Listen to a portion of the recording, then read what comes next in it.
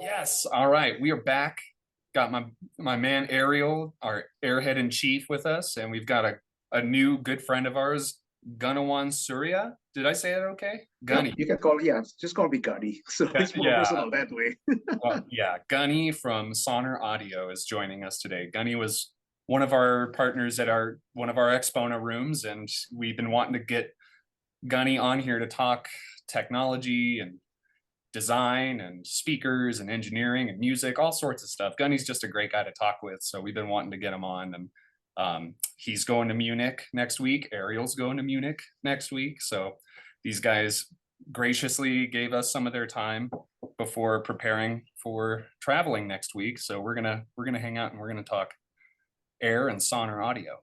So thanks for joining us, Gunny. Appreciate you. Sure. Yeah, thanks for having me. So don't forget about what we are passionate about is the beer, right? Well, indeed, yes. Since you're our guest, I want you to go first today. So what are you drinking on? So I'm drinking. This is a New Hampshire brewing. It's about 5 or 10 minutes away from where Sonor is located, our facility. Okay. So the name of the company is called AbleEbenezer. And one of the beer that I like is called Burn the Ships. So it's a very interesting,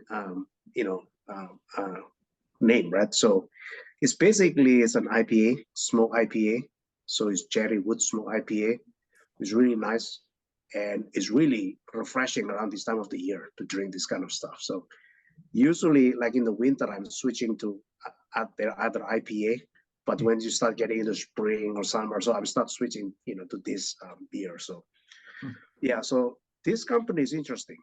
So they are starting. I know them like a long time ago. They were starting very small, so it's basically starting in the garage, and they're growing, and they now start distributing by themselves in a major supermarket grocery store around New Hampshire. Start getting into Massachusetts. So what interesting? Quit. Oh, what's interesting about this, the reason is they call it, the name of the beer is Burn the Ships, right? So the inspiration is coming from the stories that's coming from Alexander the Great. So when Alexander the Great, hundreds and hundreds of years ago, wants to conquer Persia, so he asking his commander to burn the ships, right? To burn their ship. And everyone looking at him is like, what do you try to do? And they said, like, look, if we want to go home, right? So we better go home on Persian ship. So we're gonna burn our ship. So everyone's gonna work harder and fight harder, so we can go home. So that was the inspiration behind the name of the beer. So it's called Burn the Ship. So I wouldn't recommend that in today's environment. So that's not a good idea. So, yeah, no, that's so drinking. You said, wait, but real quick, you said it was smoked cherry wood? Cherrywood smoke IPA. Okay. Adding that to the list, Ariel. We got to try that. Yep. Yeah. You guys let me know if you cannot get it. So we can figuring out. I think, I'm not sure if they're shipping it to across the country, but whatever, we're going to meet again in Chicago. So we're figuring out to get there. So I think we can make something happen. I'm don't want to let the cat out of the bag too early here, but I'm kind of working on a more official sponsorship for Pints with Ayre here. Oh, awesome. Yeah, it's awesome.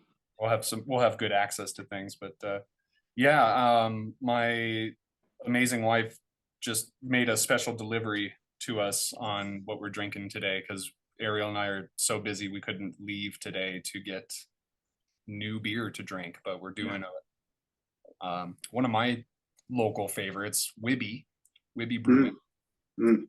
They're great people. They've grown a lot in the last few years, but they do a lot of concerts and events and like movies and things at their place. Years ago I actually helped install like some acoustic treatment and their sound system for them, and so they're very conscientious about good sound and having a lot of live music, good music. They're probably one of the more busy breweries with events like that. So That's awesome. Yeah, I will say that this we have featured this beer on Pints With Ayre before. Like, what was one of the first few episodes we did. They changed the can since then. This is the old can that we had when we did this a few years ago. okay. But it is as far as my local beers, this is one of the most delicious beers that we've had. So well, you liked it enough to keep it on the on the wall there. But this is, yeah, the Lightsine Helles Lager. I know Ariel's a fan of lager, but yeah, pretty crisp, refreshing, easy to drink beer. They make another one that I really like, the Lightshine Rattler. That one is amazing. So we'll have to get that one soon too. Right. Yeah, two nice German style beers that we'll hopefully be able to experience next week as well. At Munich? That's one of the reasons I'm going there early. So so I make sure that we have enough time to enjoy Munich a little bit before hectic time. So yeah, man. See, we should have done this episode next week, and then I could have had both of you guys on location. So we probably gonna get so tired, or we gonna get so overwhelmed, and then we're gonna get so many options out there. So oh, right.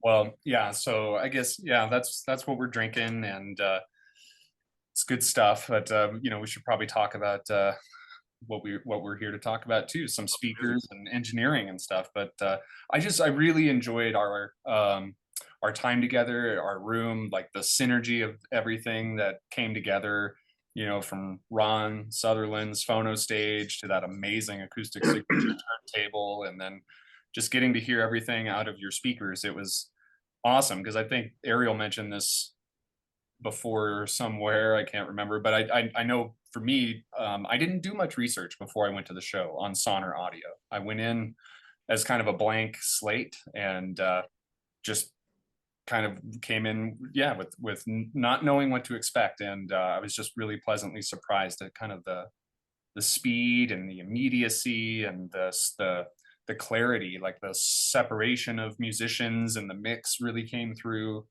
It really presented a compelling soundstage, and I did find myself a few times, being a bass guitar player, I tune into bass, and I found myself a few times scanning the room for a sub, like looking for something in there, and it was really impressive. It was really cool. And so you know, tell us a little bit about Sonar, because you're the president and co-founder of Sonar Audio. yeah, so before we talk about Sonar, right? So you know, it's the room in our AXPONA room. It's something that is very special, right? Very special for me. So I did couple times in the AXPONA with the same speakers, different amplifiers, different system, right? So this year there is something about it that's very special. So we understand that it's a totally higher level system, right? So at this point, it's like, you know, look, we have to remember it's not just the speakers, right? It's the full system, right?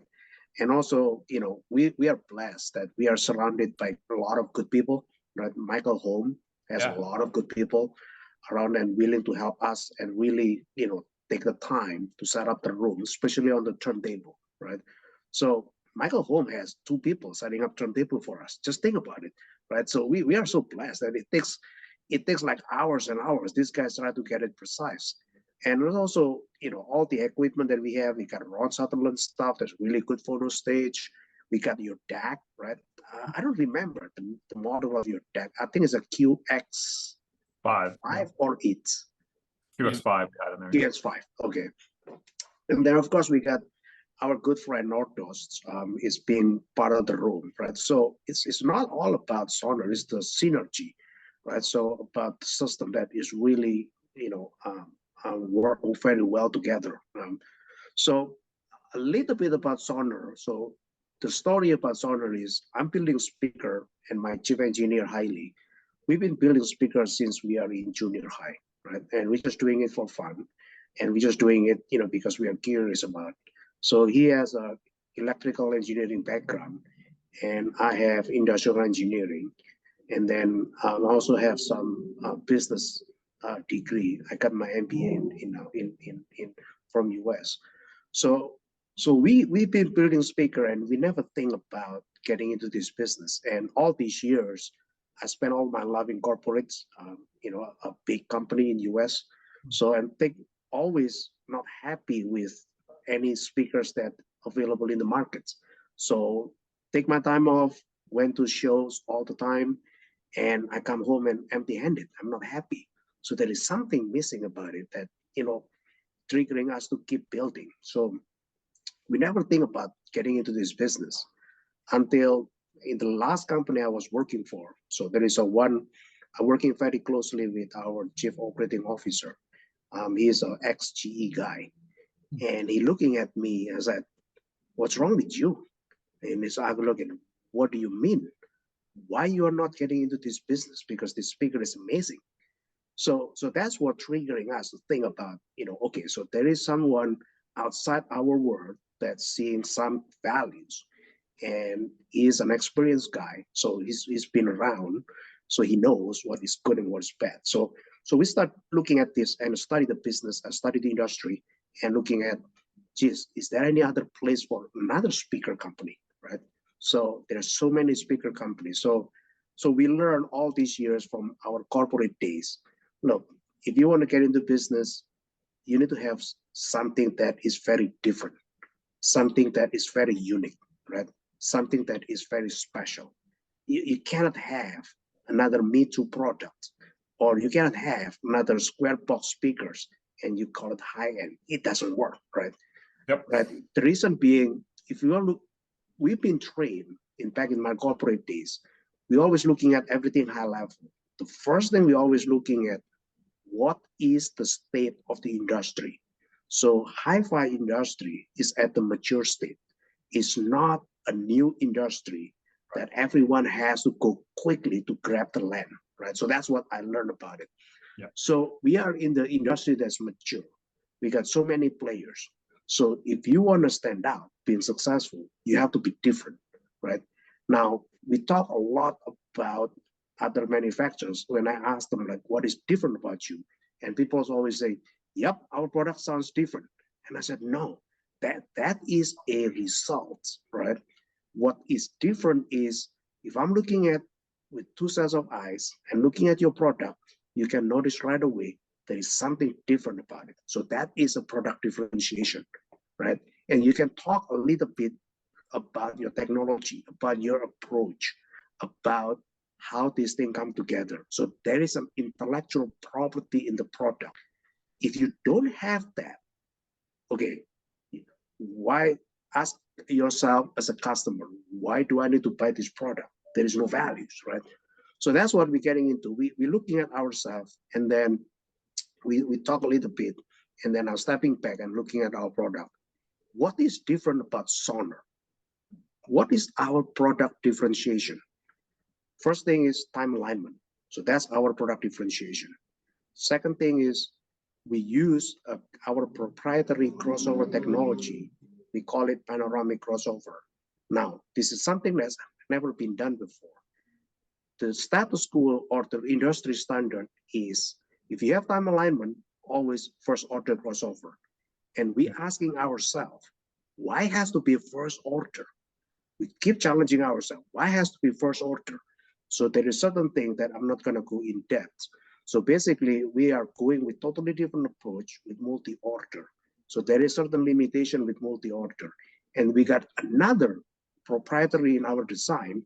So our front face plate, it has like a waveguides or acoustic lens that is managing the dispersion, right? So that is what is unique about Sonar, right? So, and then we also adding another complexity or another a big thing about our design. Our cabinet is curved, one solid piece, and we've been working very hard to get this curve perfected in US. And what we try to do is we try to get the product built as much as possible in US. So this is go back to my days at the corporates. So, our company, the company I was working for is a global company. So we are sourcing product from all over the world. And we also selling to all over the world. So we learn that one of the things that is very important is we want to maintain consistency on the product, right? So we want to maintain the consistency. So what does that mean?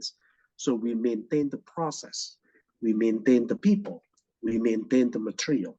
So once you get all of these pieces together, now the company or the product, you can grow into a higher level or bigger organization, okay? So I'm talking about my previous life. We're growing from $240 million company to $500 million. At the top, we are at $900 million company, okay? So $900 million company. So we want to make sure that all of the pieces in the production and engineering are really tight and really well controlled, right? So at that point, we are looking at ourselves. First thing is we have to take the human factor out as much as possible and rely on automation.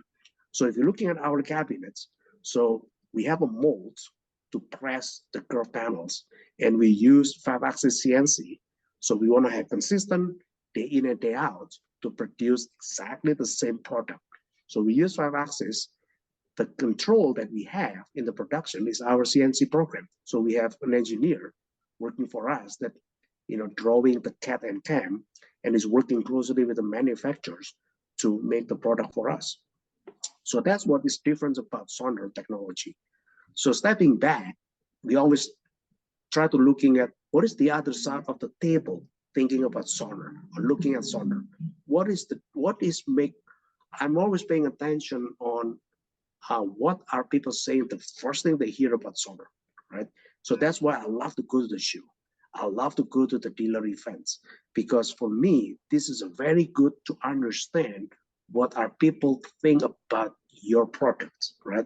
So again, Sonar is a brand. Every brand has their personality, have their identity, okay? So it's not up to the designer or the owner to tell the world who we are. We have to go back and looking at what is other people said about you. That is who you are. It's not with that. So how do we learn about this? We learn in the old days when we're looking at other industry, right? So let me step back. One of the things that I learned from big corporation when we're getting into new industry or new business, okay? So the first thing, all of the CEO, the CFO guys, first thing they're asking ourselves is, draw a parallel to other industry that's similar to this business we're getting into, right? Always draw parallel. And you always want to learn what those other industry and what is the takeaway from that other industry. Mm-hmm. So I'm doing the same thing. So I practice that, and I learned that in our industry, in our speaker industry, we draw parallel to car industry and restaurants, right? So there's no one that replacing this industry. So why is car industry? It's a very mature product. It's very mature industry. So everyone has to think to differentiate themselves, right? So that's how they have to think about it. So with Sonar, we're looking at the car industry and says, okay, so who are we, and what do we want to be? So that's what we're looking at, the whole car industry. So go back to our previous thought. We're looking at ourselves. Okay, what are people think about us? So the first thing that always come to people's mind or mouth is, wow, look at the soundstage, and looking at the imaging, right?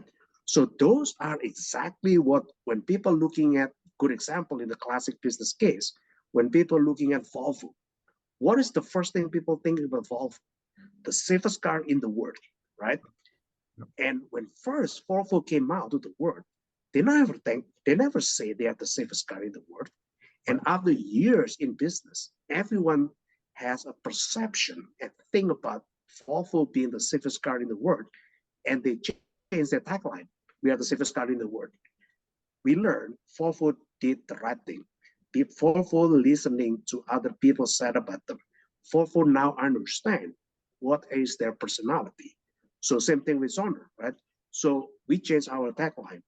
When first we're coming out, we just throwing out there. We said Sonar tagline is sound reimagined. So that's what we're showing. But I'm not naive. I'm listening to what other people said about us, and then we make an adjustment. So we're now changing the tagline, because music has soundstage, imaging, and soul. And the reason we're changing this, because when we listen to people saying about in that show or dealer, they said, wow, what is the sound state? Wow, looking at the image. And the last thing they always said, I can sit here for hours, right? So that means there is something good about it. So we start looking at that and we start rebranding that. So the question now is, how do we get there, right? So ties back to our product differentiation. The time alignment is the one that's making, and the front acoustic lens is the one that make the imaging great, the one that's making the sound stage good.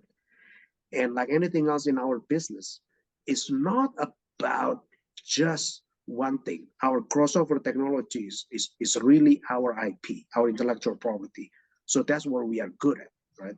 So we can use a paper cone drivers like we use at the one at the show, and we still get up there, right? So all else being equal, so there's a lot of great things about our speaker technology and everything. But what interesting thing is, it's always come down to, in high end, this comes down to personal taste, right? So my engineer can sit in front of the computer modeling it. It's always come with 3 different versions, right? On the crossover, right? And the last thing we always do, we always listen. He's listening on himself, I'm listening on myself, and we compare notes, right? And what interesting is when we're listening it, we're doing the voicing. So what is voicing? Is an art form that we are changing the components, the cable, the resistor, the capacitors, right, into different brands, same values, different brands, different product. And sometimes we change some of the configuration a little bit. It's called the Zobel. Zobel is basically just reducing the peakiness of the frequency, just making it simple that way. So we learn along the way that there is something that is unique about, the art form of the voicing. And we're always looking at what is the right capacitors to use in relation to the design and in relation to the drivers. So we cannot just slapping in the most expensive capacitor in the world and say, all right, here's the best. No. It doesn't work that way. So you gotta listen to it, and you gotta need to decide what works out in that small system called speakers, okay? So when we're doing the listening, now I'm start going back into the fundamental of music, okay? So what I'm listening is 3 things at the highest level. Number 1, I'm listening to musicality. Number 2, I'm listening to tonal balance. Number 3, I'm listening to soundstage and imaging. Now, these 3 big buckets are related. So designing a speakers is like you're playing a whack-a-mole. You hit something, something's gonna go up, right? You take out something, something's gonna go back. So what happened is, so this is one of the reasons we build speakers, because we are not happy. So the speakers in the market may have a very good tonal balance, but the musicality suffer. There is no soundstage. The one that has a good soundstage, it doesn't have a very good musicality. The one that's musical doesn't have the depth, right? So this is one of the reasons that fueling us to come up with something and says, all right, forget about, doing this. We're just doing it because we want to build something for us, for ourselves. And we start building, and then a bunch of friends and families said, hey, can you make one for me? Here we go, right? So the whole thing starting off like that. But here's the very key fundamental that, everyone in the world needs to think about it. This is beyond just speakers. This is also about you guys, about amplifiers, about cable. So the fundamental principle always centering around these 3 buckets: soundstage and imaging, tonal balance, and musicality. So if we can get all of these 3 working in harmony, you're good, you're in heaven. If you have one of the 2, you can get it, you're in a good place, but you're not gonna be super, super happy, right? If you get everything in all places, like our room in AXPONA, you're gonna forget about time. You're gonna forget about everything. You're gonna forget about electronics. You're gonna forget about cables. You're gonna forget about speaker. And all you do is you sit there, and all of a sudden you're being transported to somewhere else based on what is important about that song, about the performance, or about the point in time that you guys doing. So Exactly it's right. not about our speaker, it's also about you guys, right? So the Air product, when Michael Holm brought us into discussion to say, hey, Gunny, do you want to use air amplifiers? And I said, I never heard about it. So and I talked to my guys, my electrical engineers, like, what do you think about it? And I already know the answer. He is a tube guy, right? So I'm a tube guy too. I love vacuum tubes. So our standard always been a single ended. So when we hear the word zero feedback, my antenna goes up.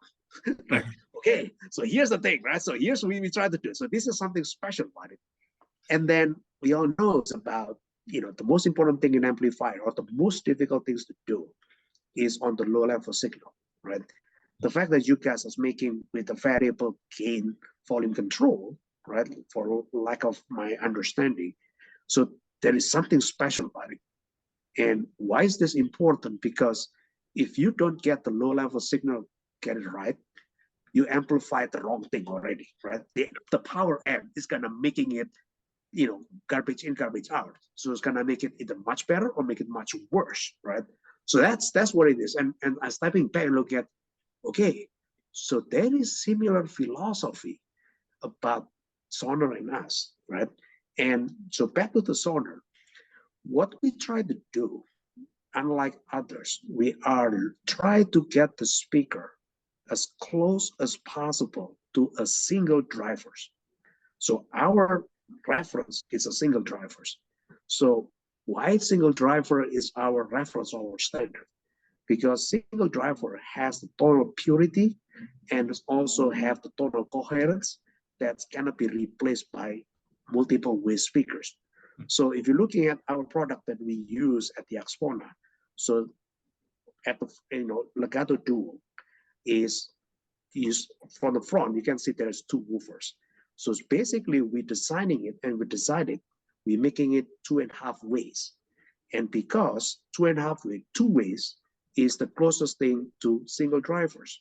So if you're stepping back and looking at our reference product, Allegro is 2 ways.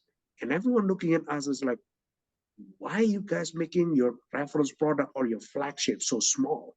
Why are you making it not a big one?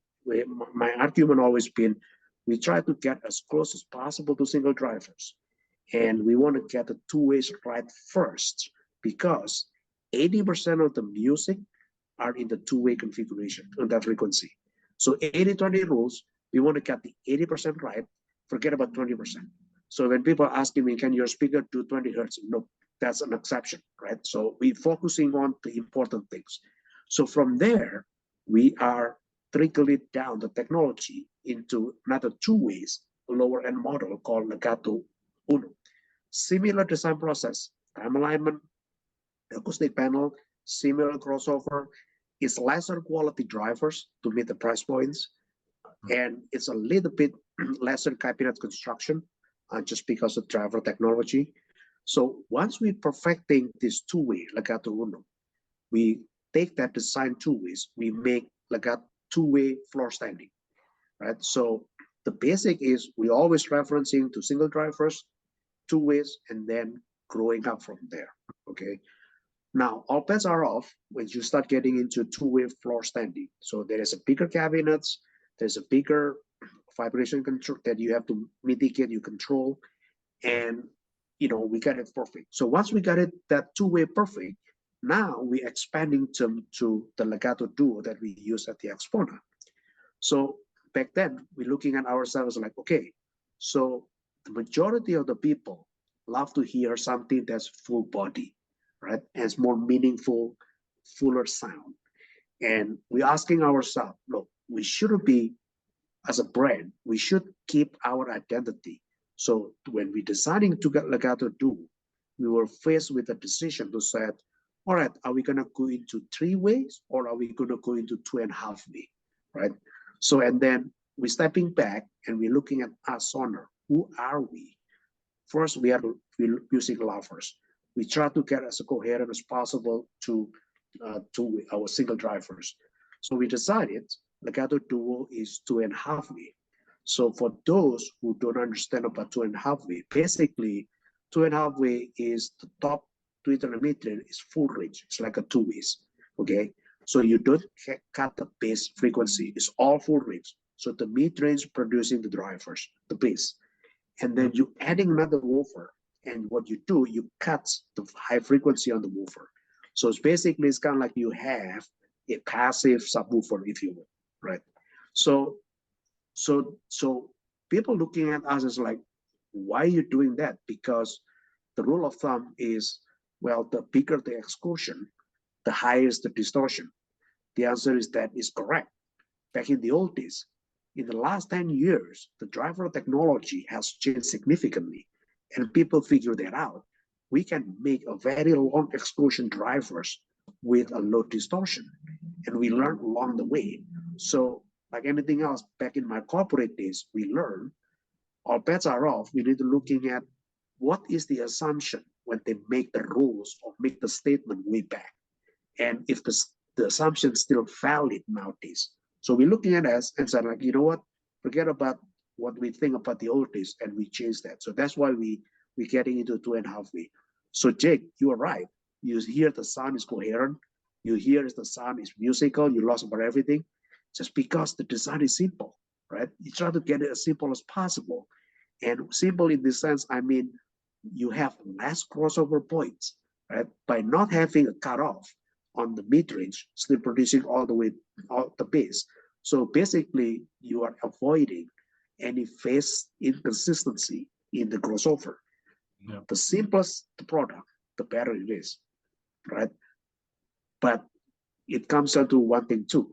You can make a very simple, but if your design is not good, your component is not good, it's gonna expose all the flaw, right? It's like, you know, so like, why is not too many people making a zero feedback? Well, you know, if you are not having a tight design, right, or good components, you're gonna garbage in, garbage out. You probably can chime in more a little bit, Ariel, about that. So Yeah, no, that's, I mean, there's an exact parallel there where yeah, I mean, I've seen that, you know, it's, you can make any circuit measure better with feedback. Simple as but if you design a really solid linear circuit with well-matched components and tight tolerances, you don't need feedback anymore. You do it right the first time, then you don't need to fix it later. exactly. So that's interesting you brought that up, right? Because Sonar is thinking about similar philosophy. So when people looking at us, is like, why the cabinet is, you know, on an angle or racking backward, right? So it's a time alignment. So for people looking at, for people that not really familiar with time alignment, so the first question is, why not too many, you know, speaker company do that? So it's a couple different ways. So I'm not talking about someone else, right? So there's two ways. You can time alignment is basically you try to time the frequency arrive in your ears at the similar phase and the similar timing. So that's at a very high level. You can do two ways. You can either making it mechanically by making the angle backwards, right? Or like what other people's doing, you're making a straight front baffle and you're doing that correction in the crossover. And our philosophy, we are good in making crossover. That's our intellectual property. But when we are decided is that, look, I want to correct it. We want to correct it before and taking out that job from the crossover. So the crossover is going to work. What is the most important thing they have to do? And one thing less to worry about, if you will, right? So that's similar to a process like what you're saying earlier, right?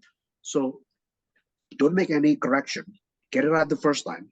Sonar did it different way and looking at, okay, we're gonna make the front baffle aligns and everything. Now, general people looking at it, well, geez, Gunny, if you're making a line, the tweeter is gonna facing to the ceiling, right? So where is it? No, that's another job of the front panels.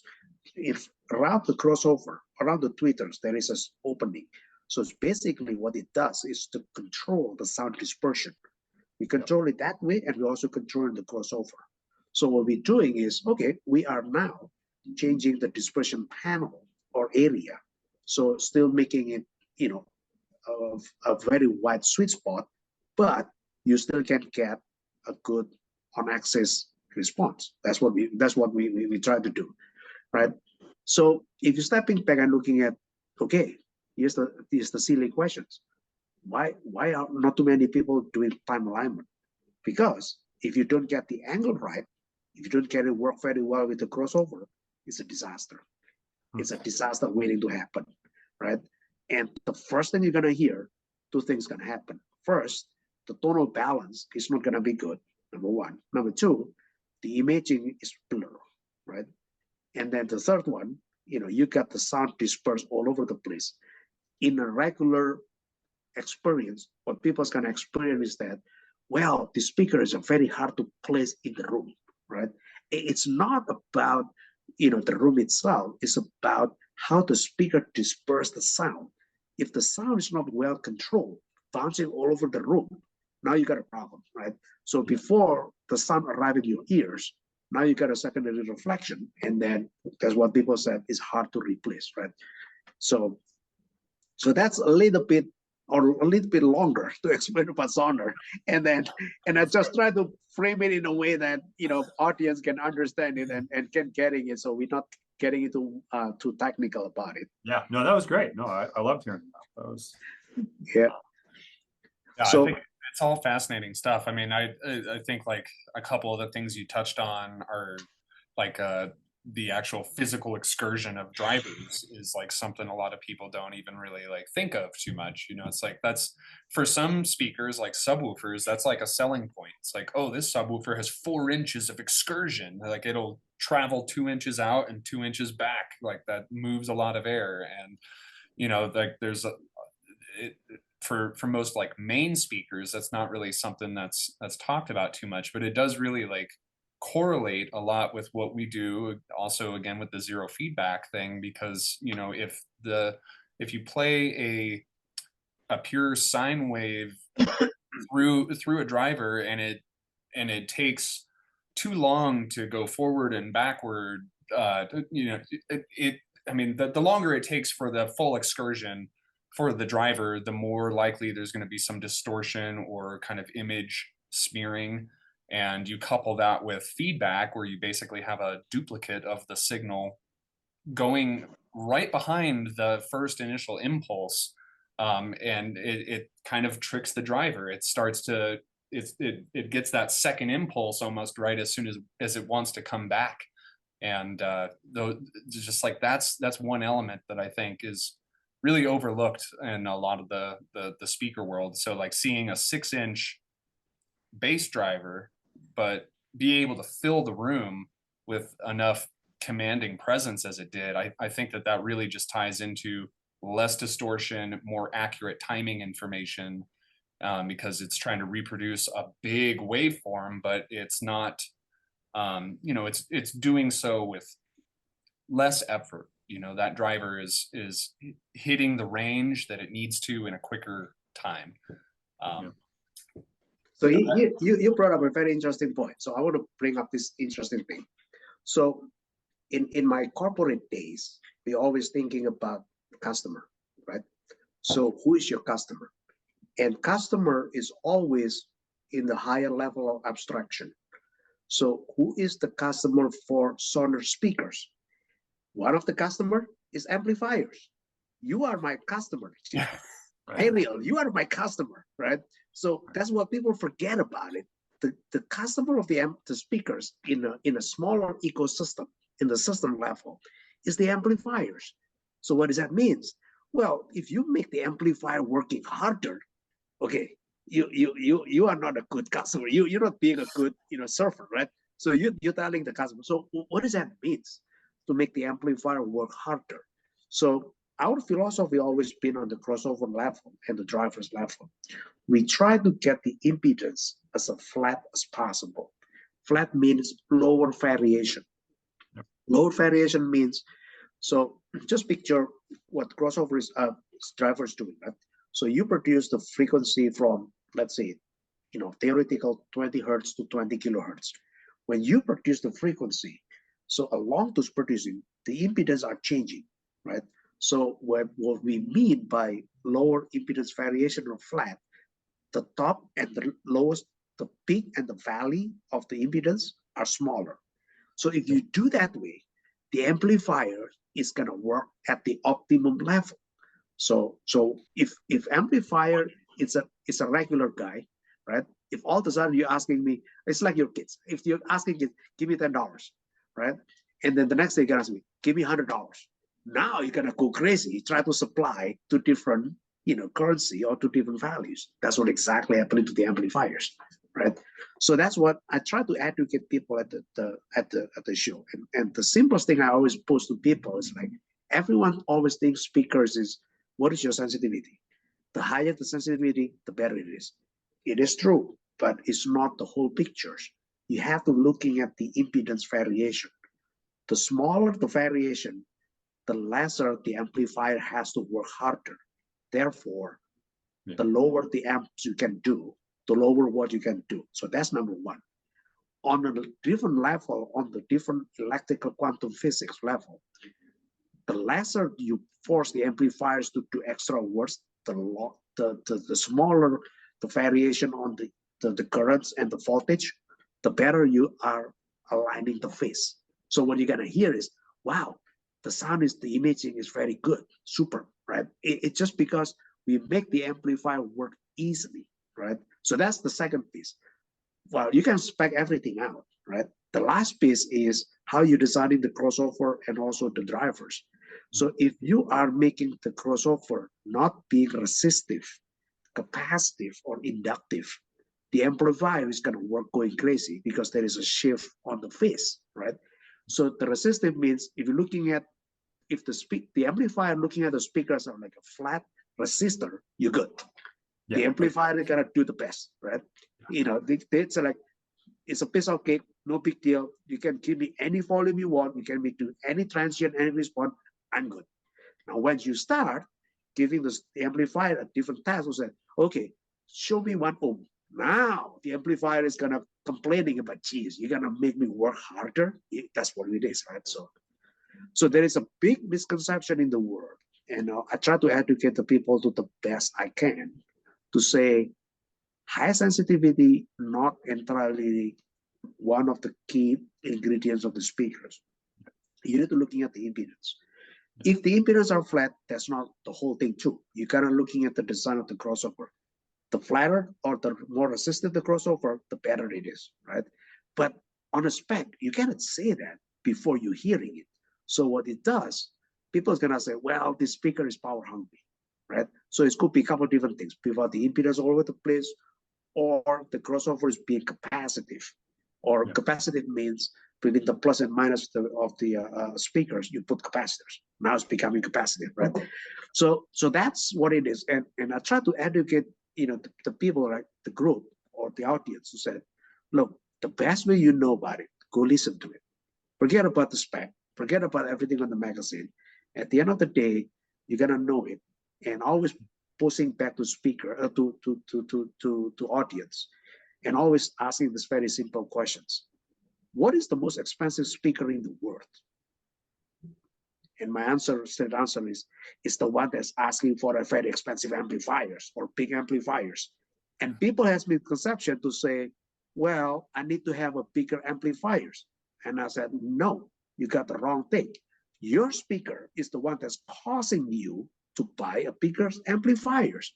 You are not addressing the root cause. You're addressing you are reacting to the root cause, right? So that's what happened, right?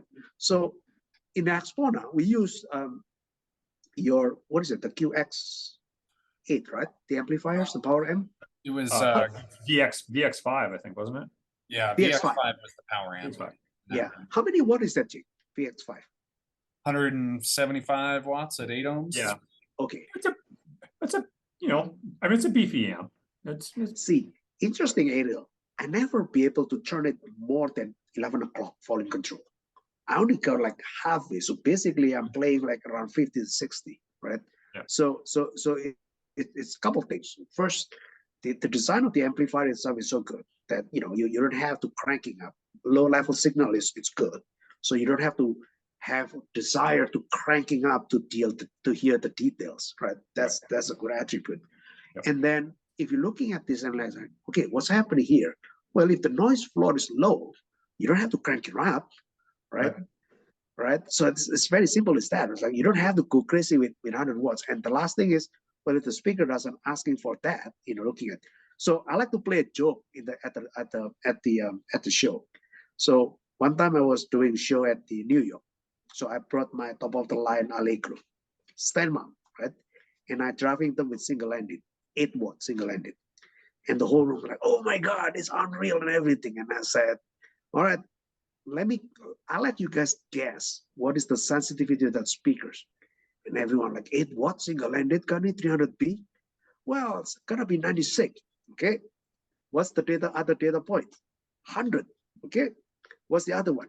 93. So, and I said, no, it's only 87.5. Right. So that's proof to the points. If you have the speaker designing it well, you don't need a lot of watts, right? So another way to say it, the value of the speakers has to be in relation to the cost of the amplifiers. You can buy less expensive speakers, but at the end, you have to break your bank to buy a bigger amplifiers. Okay. So the sum of the total on the system is not good, right? So that's how I think about it from a simplest perspective, looking at this. So here's another one I tried from AXPONA, right? So at night, after I set everything up, right, I've been always intrigued with one box integrated amplifiers. So 11 o'clock, after I set everything done, so I switched that to your integrated with the DAC inside. That is the EX8, right? Okay. So what we do is we connect it to the streamer. We connect using the internal DAC, and then same speaker, same cable, everything's the same. So, and then I'm comparing it to your DAC, standalone DAC UX5, and the preamp power. So hindsight with 2020, hindsight 2020, we said, all right, so what is, the result? Well, of course, the circuit is sounding much better in the different ways. But what's surprising me, that one little box is doing some magic that is really, really outstanding, right? Special piece, yeah. Yeah. So that's what getting into this thing. And what interests me about this is we always thinking about this, right? This way. So the highest level of engineering is not on their flagship product. If you want to test the engineering level, you're going all the way down, looking at their entry-level product. That is the hardest to design. Exactly right. Exactly. Because what's happening is, when I give my engineer a blank checkbook, it's gonna be all happy, right? I can, oh my God, I got all the money in the world. I can buy all the components I want. Yeah, right? Yeah, that's easy to. Yeah, exactly. It's easy to do that one. Yeah, there's no compromises. Exactly. You don't have to compromise it. So you just do it the way it needs to be. Exactly. Well, what needs to be or should be. Yeah, whatever you want to do. It's Yeah.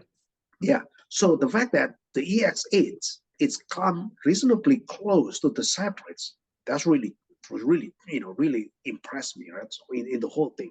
So, and then I'm looking at this and looking at what's going on in our industry, right? So this is remind me back my old days at the corporate back in 2000. So when I was in the company, a large semiconductor company. I was in the connection system division. So we are making product for the big company like the Cisco, the EMC, the Network Appliance, the big 800-pound gorilla.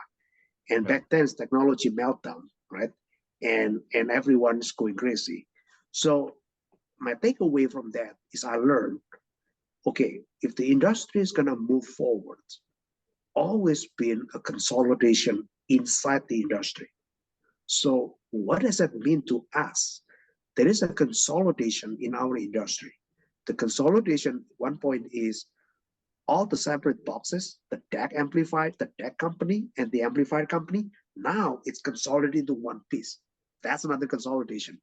Now, it's easy to say about it, but now it's testing the DAC guy, the amplifier guys. Can you do both well together, right? The answer to your product is yes. It's really good. So that's what really can excite me about getting into, forget about my old days, my corporate days, jumping into the industry, because I see there's a big future in this industry. There is a consolidation.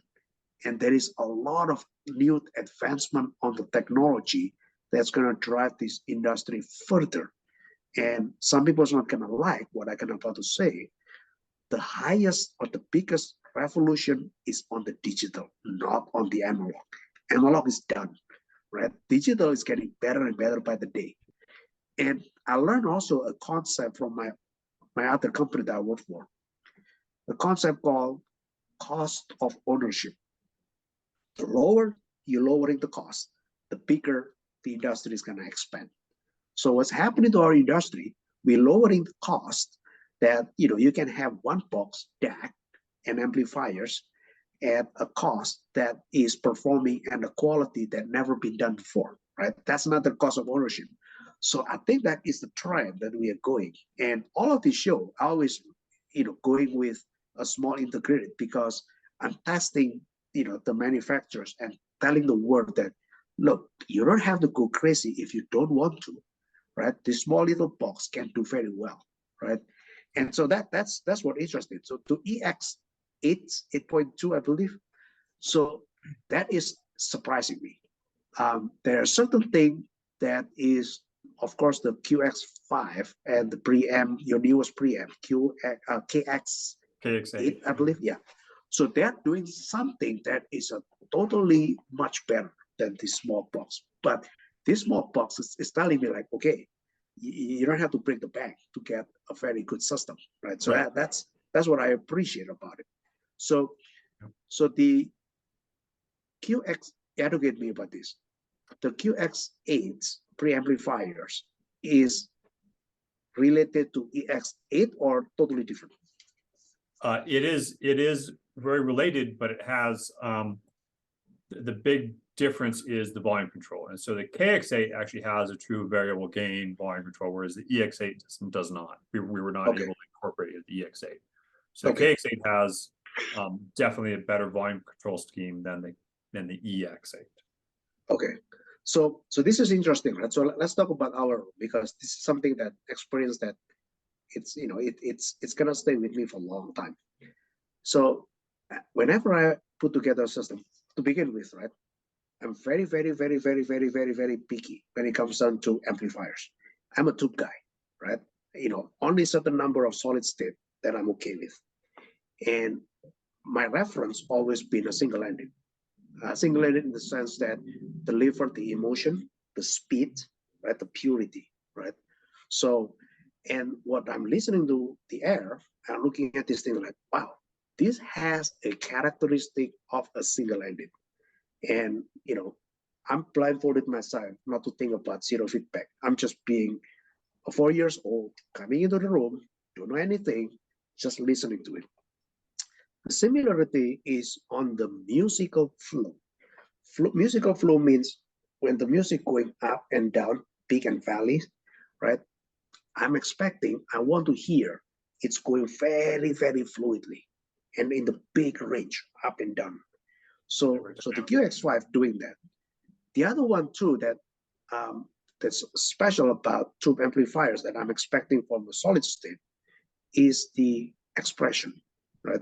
So I got a goosebump like when I'm setting up the system at up all the way until 11 o'clock, right? So I love doing it, not complaining.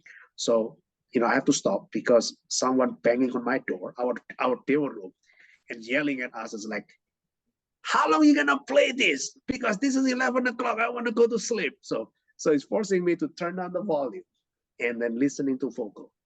So 11 o'clock, 11:30 probably. So I was listening to vocal, playing typical audiophile, recording Chantal Chamberlain, right? So I'm listening to it. Oh my God.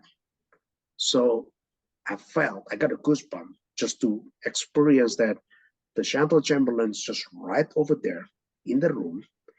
And then it's not about hi-fi, it's saying something to me. That was spooky. That was spooky. Saying something like a human wants to communicate something to me. It's not about singing, it's not about everything. It's just reading, looking at the lyrics and just saying it. So the song is Bewitch, Be Wilder and Behold or something like that. So So that was spooky, and that is usually the characteristic of a mid-range from a good tube amplifiers. That was spooky. And the other one too that is really spooky is on the overall presentation of the system. I value a very long extended decay, right? So I play for you a couple of times, Ariel, when you came to our room, right? So Yeah. there is a symbol coming up. So what I'm expecting, the higher the system, you will hear the decay inside the room, and you can hear the decay is floating in the air, right? And that is a higher end characteristic of a good system.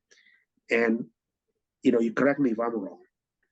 I learned along these years to get there is usually you get it the low level signals right first before I don't know if I can you have more experience than me. You probably can chiming in about Yeah, yeah, that's that I haven't necessarily focused on that same thing, but as far as yes, that low level, if and we've heard this time again, even from when we worked with Neil Young the first time he listened to our stuff. One of his first tests was to listen to it quietly. Yeah. And if you still get the same, if you can still get everything you need out of the music with it turned down, it's just doing something right. Mm. Yeah. And that's what really sold him on Ayre's technology was the fact that that playing it quietly, you didn't lose anything. Yeah. The other things I'm looking into a higher end system is all about music experience, right? So it's all about emotion, it's all about expression, right?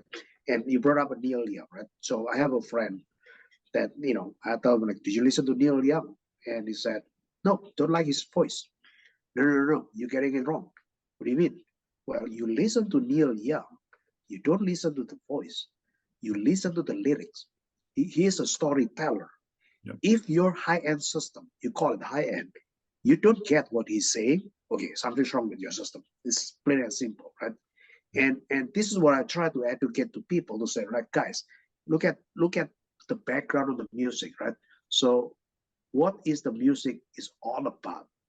All the artists or the musician is all about. If he's a storyteller, you want to get that expression, right? So that's what I try to do. So when I listen to Chantal Chamberlain at 11 o'clock, I can hear she's like singing with seductive voice to say like, okay, this is what I want to tell about you. Okay, something's really good about this system, right? And this is what high end should be. It's not all about tonal balance. Remember when we talked earlier, tonal balance, musicality? Now here's the musicality, right? The aspect.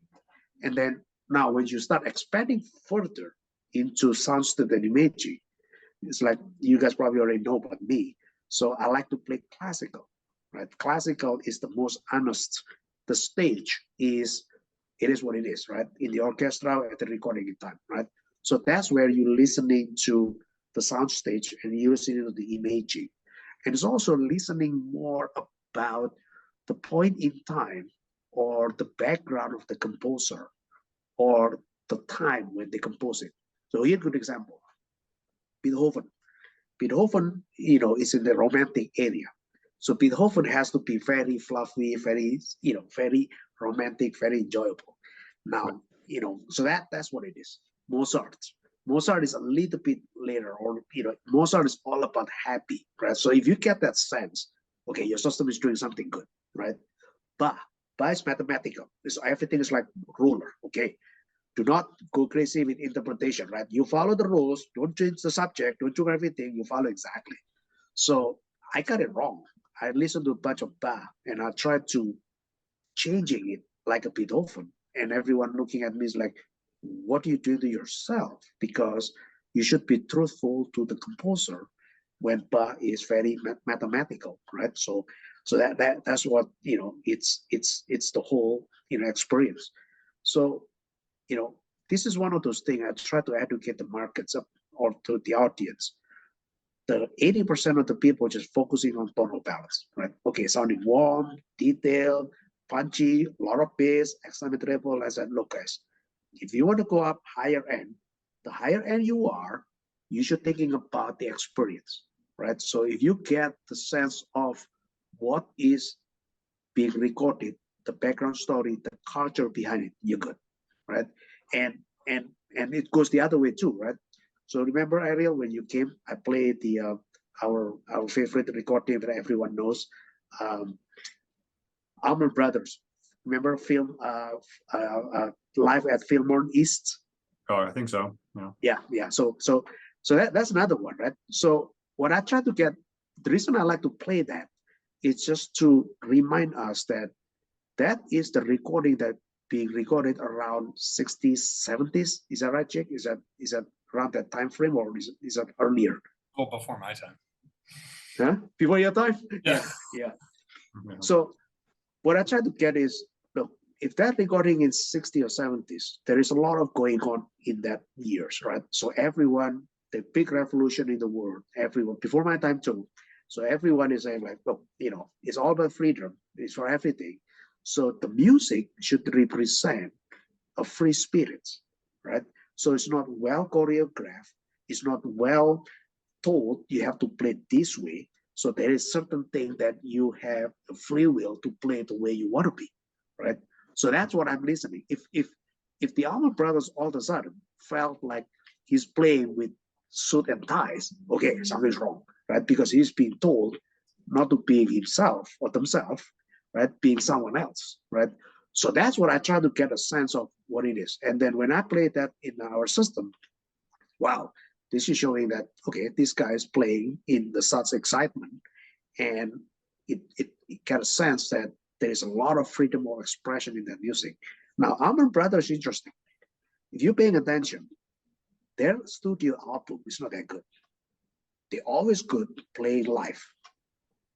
I don't know if you're paying that attention or not. They're always good in playing live. So they're the guys that if you tell them like, go sit in the studio, record it this way, take number 1 or 2, they're going crazy, right? Yeah. Okay. So that's another interesting thing.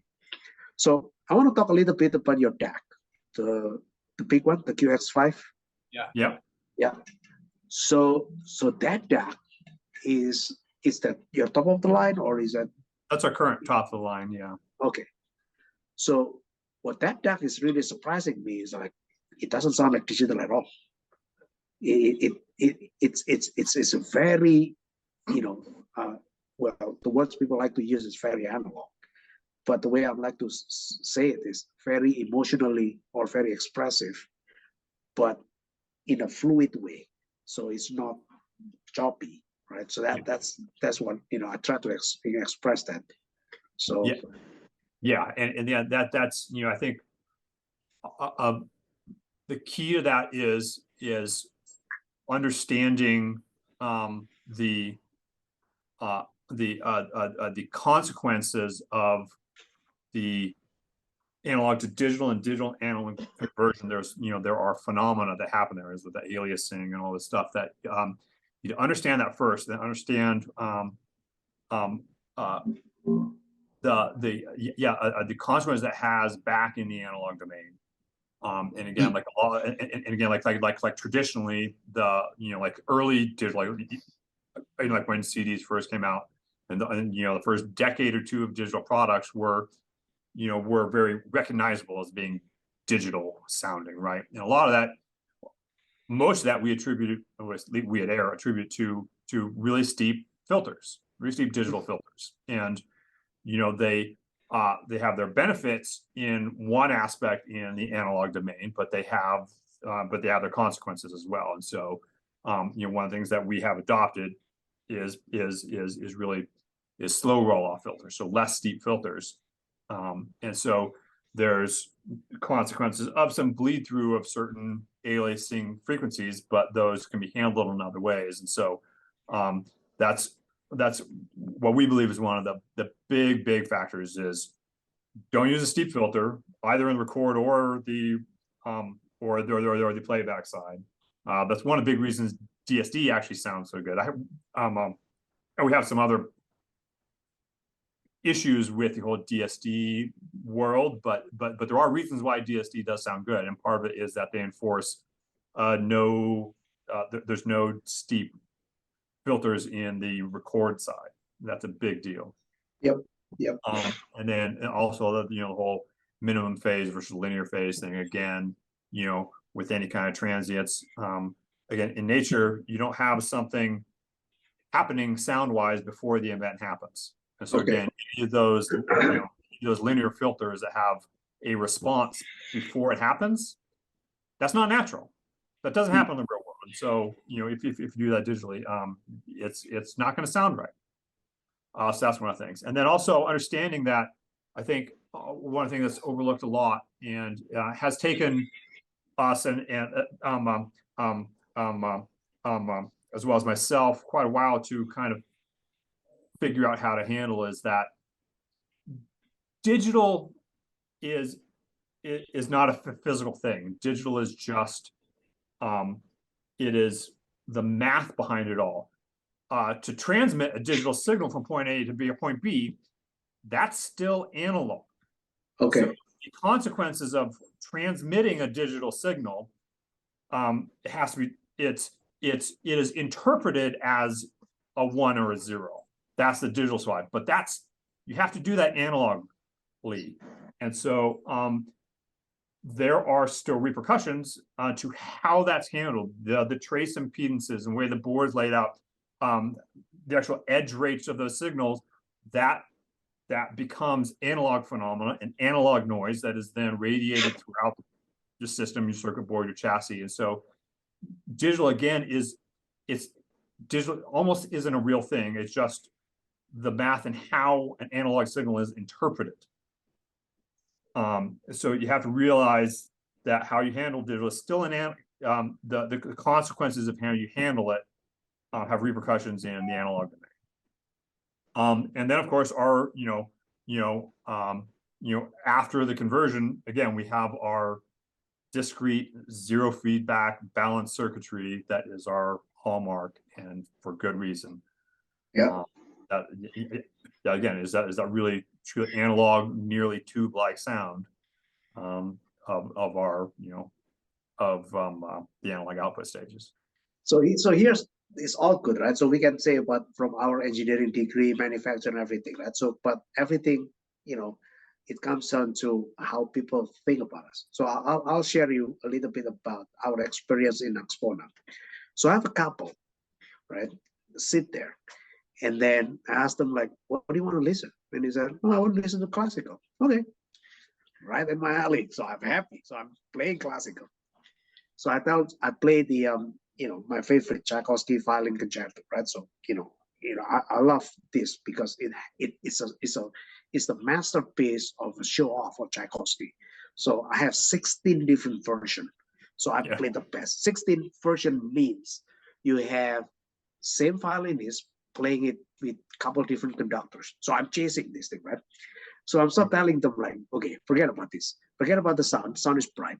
They record my favorites, right? Forget about this sound. The sound is bright. And I'm telling them, like, the reason I like about this piece, the violinist is Vadim Rapin. He recorded 3 times, right? So he recorded the first time with the conductor Arnold Katz when he was young.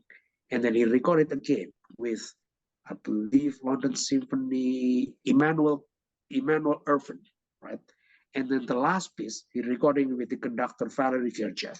And that is the last piece. So what interesting is, I've been looking at it and being objective, as objective as possible. And I didn't looking at, the name of the artist. I just playing it, right? And what interesting is, among all the favorites, always Russian violinist is my top 5. For any reason, I'm just playing, blind test, right? I'm looking at, there is something about it. So I tell the story and looking at this thing, he got excited, right? And then his wife started rolling out her eyes. Here we go. So I said, like, okay, this is why it's showing up, the culture of Russia. The conductor of this orchestra, it has to be bold, forceful, right? It's the culture. And when the violin is coming in, it's showing the real character of Tchaikovsky. Tchaikovsky has the feminine side. So Tchaikovsky wrote the Swan Lake, the ballet, right? The Nutcracker, right? He has the feminine side. So the system allowed to show the perspective of Tchaikovsky, the fluidity of the violinist. When the violinist coming in, it's like a very humble human being telling story or singing it with violin gracefully, right? So I'm telling them like, so it's locked in that. And then after that, it's like, I didn't want to go through the whole 20 minutes. So I'm just going to cut like the whole thing until the big crescendo. And it's looking at me like, wow, this is really good. What more? So I started playing another one, right? So I was like, all right, fine, let's change something. Let's change the, violin, so a piano. So what do you want to hear? Well, I want to hear the concerto, right? I'm playing it. And then after that, wow, this is amazing. He sit there, right? And the wife started dragging him to want to go out. And he's like, no, one more. So it's like, what do you want to hear now? Oh, let's play sonata. Fine, sonata, Beethoven. I played the Beethoven. Wow, this is really good. So who's this? Like, okay, so here's how the guy did blah, blah, blah. And I said, well, we have another historical recording, Triple Concerto by Karajan. So this is the, one of the best until now, since 1960. They got it replicated. This is all Russian. So it's like, wow, this is really good. So, and then what else? So I started playing another one, right? And everything. So by the time said and done, I'm looking at the clock. Those two guys sitting in our room, 45 minutes. That's telling you something about it. And I'm looking at them, and I start getting like a dirty look from his wife. It's like basically the wife's looking at me like, stop talking, man. So I don't want to go. So I just shut up. I just like, all right, time for rock and roll. And then this is left, right? So that's we are engineers. We can say anything good about it, right? But the real validation is how long people can sit listening in front of the system and forget about it, right? That's the most honest validation, right? So you can say anything on the paper to say we are the best technology. We use the components that's only the material we harvested from Mars, right? But at the end of the day, our customer is just human, right? Mm-hmm. So that's what struck me. So I mean, like for me, when I do listening tests here, to me, my bottom line is, I'm not the best at, I don't have the best ears regarding, a lot of the technical details of the sound, this and that. But what I do, and my bottom line listening test is does it draw me in? Do I enjoy it? Do I find myself listening for hours on end? Oh, I was only supposed to listen for a few minutes and then go to something else. I might hear for a couple hours instead. Exactly. To me, that is the bottom line. That is real litmus test of whether or not you're onto something.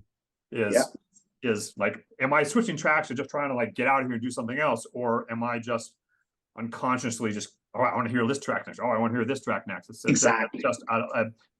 That's just an unconscious sign that it's doing something right. Right. So that's the highest level of appreciation about what the system can do. Again, it's not all about sonar speakers, right? It's about the synergy. And then it's amazing. Like one guy's coming in, wow, they're looking at Nordos cable, right?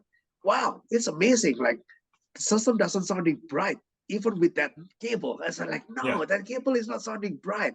That cable is just a messenger. It's just telling you, like a mailman delivering mail from one place to the other. They don't care about what's inside. I mean, it's like, that's what it does. And there's a big misconception about it. And I love Nordos from the standpoint of, before I started sonar, I was always using Nordos, right? And then when I was young, and then when I got more money and buying higher level, what struck me about Nordos is that it has the speed and it has the decisiveness that is very hard to replicate with other. So, and what our people forget about in this industry is that, look, we understand because we live in 4 seasons, right? You can appreciate summer because the winter is very cold, right? So Nordos is bring something that's very intense sometimes. And people say, well, I don't want to hear that. I'm working 40 hours a week. You torture me with that kind of intense. And no. You're missing out the point here. So if you don't hear the intensity, you're not refreshed because you don't appreciate something that's very fluid, very, romantic, right? So that's what I like. And it's the whole system. So let me tell you about something interesting too. So we were there, and then Ron, loved to play, Duke Ellington, right? And then Mark Phillips come to our room, and I'm telling Mark, like, Mark, you gotta come. Mark Phillips from Part-Time Audiophile. I said, you gotta come, because I'm not wasting your time. This is something really, really special about the system. It's not about my speaker, something special about the system. And then, and Ron coming in is like, we're gonna play this Duke Ellington. And I'm looking at Ron, is like, no, Ron, let's not play that. That's a mono recording. It's not that good. No, Gunny, we're gonna play this because something's very special about it. So I was like, fine, So Ron playing it, right, on his phone, right? And I'm looking at, oh, geez, I'm in trouble now, playing mono, right? Mono recording. And I sit back and I was like, okay, so I probably gonna get punished somehow, somewhere. And then I sit back and looking at Mark. Mark just forget about time. He just sit there for hours, right? For minutes until the whole recording is finished. And I was feeling guilty, to be honest with you guys, because here's the thing I'm feeling guilty about it, right? So this AXPONA is a very, it's the most exhibitors in the whole year, or the whole history of AXPONA, I think. So here's what I did, like, remember was calculated really quickly. So we are in the top best 11 rooms out of 200, right? So we are the top 11 out of 200. So let's do the math very easy, right? It's 200 rooms. So day number 1, 8 hours of showing. Day number 2, 8 hours. Day number 3, 6. So all these reviewers, they have 22 hours, okay, to listen. 22 hours times 60 minutes, 1,320, okay? So 1,320 minutes, they have to divide it between 200 hours, 200 rooms, sorry. So each room is about 6 minutes something, right? So I'm feeling guilty. I want to get this guy's listening experience, and it's okay if you guys take off because you got other rooms to cover. The fact that he's sitting there and the whole thing's done, right? Oh, that's really something special, right? So that's what the real honest looking at this. And then I think Michael LaFortna from Twittering Machine, right? He's one of the guys that I have a lot of respect, because he gotta have very good sense of music. He's looking at music just from art perspective, and also from engineering and everything. But he's looking at from art perspective. And the reason I ping him, like, I'm dragging him, like, you're gonna come, because you're gonna hear this air, something really special about it. Now you're gonna realize Mike is a tube guy too, right? So if he's listening to a solid state, he felt good about it, something good about it. So he's sitting over there, he's looking, oh my God, this is really good, right? So I was looking at these things like, thank you for coming in. And I don't realize that we got the top 11 chip out of 200 rooms, right? Right there. So it's an honor, right? So we have the pleasure to entertain these reviewers that they have very limited time, and they spend a lot of time in our room. At that point, we gotta appreciate, right? These guys are spending time. And then I was like trying to shut down the volume, like, all right, you guys get out because you have other room to cover, right? But they was like, yeah, one more song, right? Here's another one, right? So this is one of those things that, in this industry, it's not the industry, it's just the whole world, right? So there is a big shift in our society because of, with the internet, with smartphones, everything. Everyone always wants to get instant gratification, right? It's right there, right? So you go to Best Buy, you want to buy television, you got like the biggest or the sharpest blue, the show. People forget about it, that it's good for instant, but the question is, can you stay that long to watch television before you get tired, right? So this is one of those things. I appreciate this guy spending a lot of time. So for me, it's another data point to say, is the system is really good, right? If the answer, if they just want to get out, like you say, Ariel, right? So system is not that good, right? So that's what it is, right? So Yeah, that's that was kind of my initial experience with it too. I can't remember the song you played for me, but it was kind of I think there was a female vocalist, and there was this really cool kind of ambience to the recording. It almost made me feel like I walked into like an old club in the 30s or something, like, and like it made me feel like I just really walked into the club and there was some female standing on the stage right in front of me, and I didn't feel like I had to really like search for the qualities of the recording. It just revealed itself, and that was just Well, kind of like how Ariel was saying. It has to be real natural for me. It has to just kind of immediately kind of wash over me. If it's something where I'm like, okay, like really trying to search for the details of the recording, then there's probably something in the system that's preventing my total enjoyment there. So it came off as real natural, and I could have spent a lot more time in that room. well, you nail you get it right the first time, right? So the key word is you don't have to search for it. Something is drawing you into Right. it, right? So that is one of the qualities that is very hard to replicate, because it's gonna draw you based on what is that music is all about, right? So when we are playing music for you that film vocal in 30s, right? So back then, if you're looking at recording in 40, 50, 60, the whole intonation is different from nowadays. So they are taking the time to really saying the vocal and finishing it in they're fading the vocal in the linear way. So that's what I cannot stand with other solid state. So they're starting off the vocal, and then at the end of the sentence or at the end of the whole thing, they just truncate them, finish them like in a hurry, right? That's what's driving me crazy. But some of the other product, not about amplifiers, but the deck, the cable, and everything. So that's what I'm paying attention on. So the fact that the system be able to deliver the sustain, right? Yeah. The attack and the sustain, right? So that's another criteria I mentioned earlier about musicality. Musicality for me is two things: melody, harmony, attack, sustain, pace, and rhythm. So if I have to work hard to find this, okay, something's wrong. Exactly like you're saying, Jake. Right? Exactly, something's wrong, right? So the fact that you guys, solid state is very good in producing attack. Solid state is very bad in producing sustain. So sustain means when you hit the notes and then you let it fading smoothly. So that is a good qualities, right?